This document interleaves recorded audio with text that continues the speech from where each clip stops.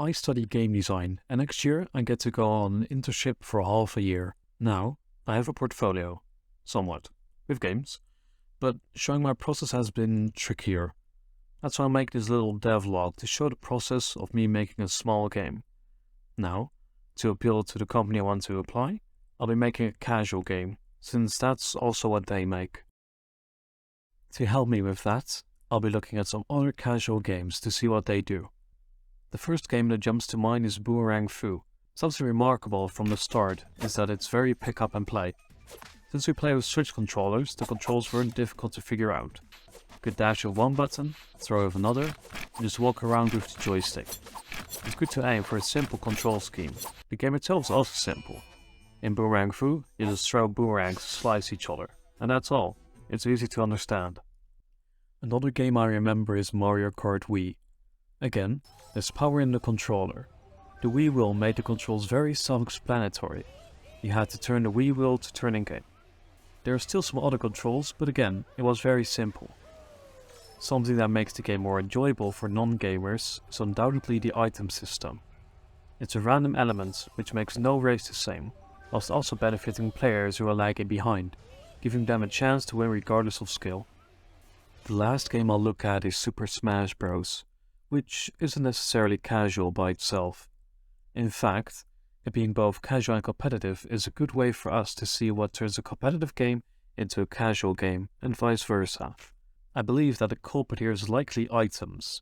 To be more specific, random elements. They manipulate the game in ways that are out of control of the player. It seems like there's a certain correlation between randomization and how casual a game is. If we turn off items, the game becomes entirely skill-based. We've got complete control, and it's likely that a higher skilled player will defeat a lower skilled player consistently.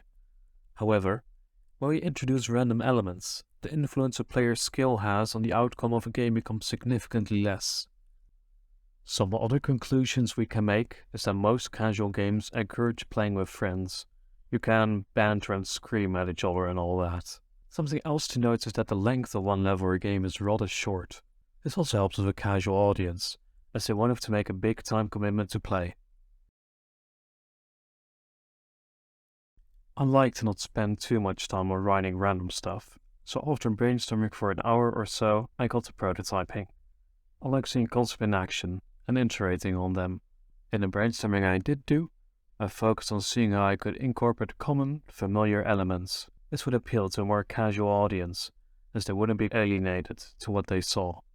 At first, I thought about combining instruments with a typical card game, that you'd have cards like 7 of trumpets, and you'd have to listen to the demands of an audience. Then I thought of some card war game, but that quickly became too complex. So I thought of some more things that everyone does, like going to a mall and choosing what to buy, going on a commute and choosing how to get there, chatting with friends and choosing who to chat with and what to say.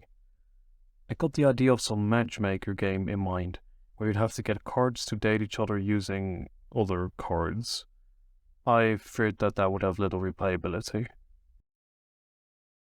I went back to the idea of instruments, that I suddenly got the idea of a multiplayer instrument fighting game in mind.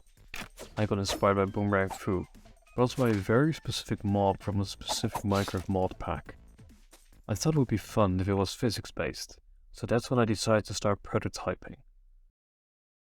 I believe you can get the majority of good ideas by creating and making.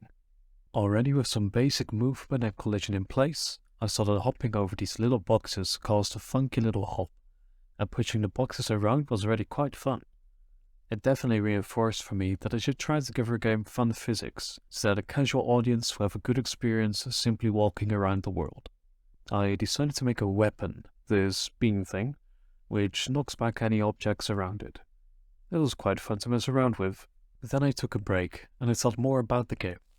I wondered about how to make the game more interesting, but without making it complex. I thought about possible concert armies, which would definitely sound cool. Then the idea of making something like Snake popped up. You could charm NPCs by playing an instrument, after which they'd start following you. Players would try to get as large of a fanfare as possible, stealing NPCs from others whenever they could. The good thing about it is that a large crowd makes a lot of noise, so players will be alert both visually and orally. However, This does already sound rather complex.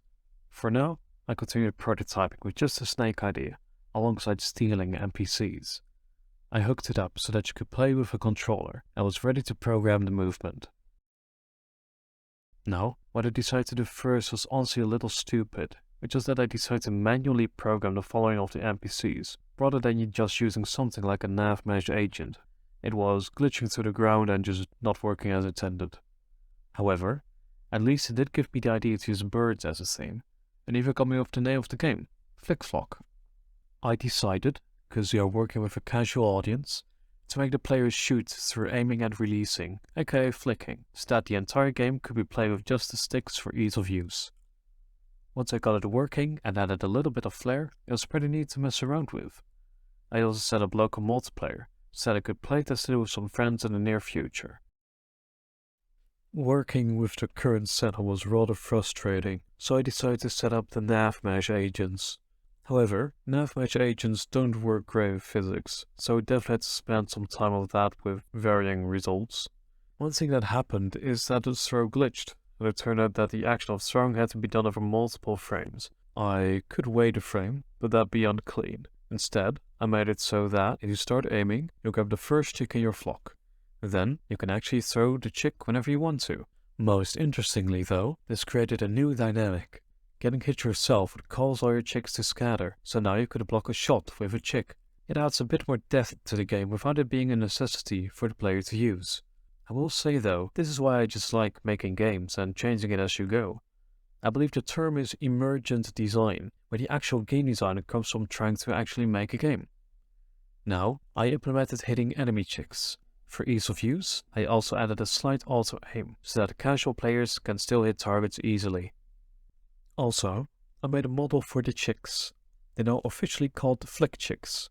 They're the love children of chickens and dodgeballs. Now, I focused on just getting the game to a working state, so I added a score tracker, the ability to just join the game, a lobby, added some extra feedback for hitting things with the Flick Chicks, and I immediately sidetracked to making a play character. I made 4 silly thumbnails and I liked the last one best. It followed the spherical trend of the Flick Chicks without being too out of place. I made a simple model, added animations, and Flick Chickens came into existence. I had another name in mind, but it was rather easy to take out of context. Whilst I was at it, I made some environment props and decorated the lobby. To make it more casual, I did want to add some power-ups. I made a bunch of power-ups and features the Flick Chickens get when having a power-up to help signify to players that they have a certain power-ups active. I did a couple playtests to balance stuff. The most significant change was that I added in Flick Chick spawning mid-game, which would make achieving the required amount of Flick Chicks easier and easier as time passes. To clarify where the player is, I also learned how to make a custom renderer, so that Flick Chicks and Flick Chickens are still visible through objects. Then I added sound, but I realized I sucked at music, so I added a button to mute sound. I will say that hitting a player now feels very good. The hitting sounds are very crunchy, and I decreased the pitch of the soundtrack when you hit a player, making it feel even better to hit another player with a Flick Chick. Now I was satisfied with the game. Pick up and play, hard to master, randomizations through power-ups, lots of feedback to clarify the player's actions, short play sessions, and combining Dodgeball with Snake made it easy to understand even by non-gamers. I did the usual stuff I do for putting one of my games on itch.io, and it was done.